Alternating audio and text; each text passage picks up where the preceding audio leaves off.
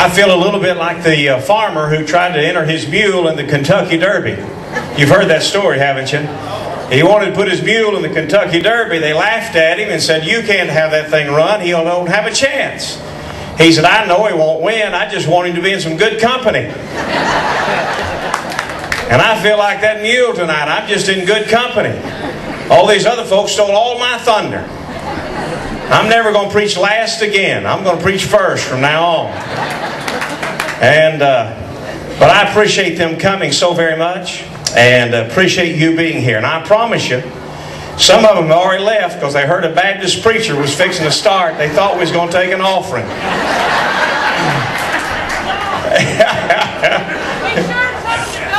Oh, okay, yeah. They're telling me to tell you to donate. They put that on me. Would you believe it? Here's the other thing they thought. They thought if he's a Baptist preacher, he's going to preach a long time. But I don't do that. My great-grandfather inspired me. He said, "I like a preacher who gets up, speaks up, and shuts up." Amen. 3 words. What is a Tea Party patriot? What does that mean? That's a terminology that's become very popular in America in the last few months. It's something that's captured our attention. It's made us think. I say there are 3 words that describe Tea Party patriots. We're fed up, we're fired up, and we're freed up.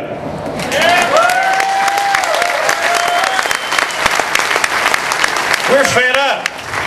I don't know about you. I'm just a plain-spoken, honest American citizen. I've never been involved in politics. I've not been real impressed with either political party, to tell you the truth. Neither one of them have impressed me a great deal, especially in the last few years. I'm fed up with people who get the vote and then don't pay attention to what we say. When the American people have spoken and said we don't want a bill and they go ahead and pass it, something is bad wrong with our country. I'm fed up with government that doesn't listen to the people. We, as one of our great presidents said, is we are a government of the people, for the people, by the people, and the people speaking up should be heard. I'm fed up with liberal news media. How about you? I'm just fed up with people explaining to me what was said, and they don't get it right. I have stopped listening to news commentary. I'll listen to the president speak. I'll even listen to Pelosi. But I won't listen to news people tell me then what they said, because they don't get it right. But I promise you, I can understand them when they speak, and I don't like what I'm hearing from them either. I'm fed up with that. I'm real fed up with tax and spend I'm going crazy. I'm real fed up with that. How about you?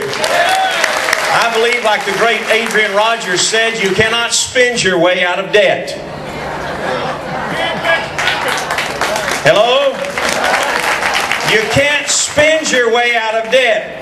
Raising and increasing taxes is not the way to get the country out of debt. There are no taxes to spend unless they take it from us. Hello? Somebody wants to know where the government gets their money. Duh. So I'm fed up with some things, and that's made me decide to speak out. I preach in my church every week. I'm not on the circuit anywhere for anybody else. I just preach at church. But I've decided as an American I have a responsibility to speak up, and I'm fed up. So that's what I'm doing. Secondly, Tea Party patriots are fired up, energized, just decided we're going to have to do something. We've sat back too long. We've been quiet way too long. It's time that we do something. We are an energized grassroots movement. There was no political party around when we got all this together. It was just us. I took my dog to the vet. The vet said, "Would you like to do a tea party?" I said, "Let's do it." We're energized. I'm telling you this, one of the most exciting things in my life in the United States of America is that people from the grassroots, common, ordinary Americans have decided to get up and let's do something. Amen? I'm for that. I like people who are energized and people who have decided that they will do something. It may be wrong, but we're still going to do something. How about it? But we're freed up. What do you mean by that, preacher? We're still free. Thank God we live in America. Thank God we still live in a country where we have the right to stand up and say what we believe. I still believe we live in the greatest country that's ever been under God's heaven. With all of our problems, with all of our wrongs, we are still the greatest country that has ever been under the heavens. I will not apologize for being American.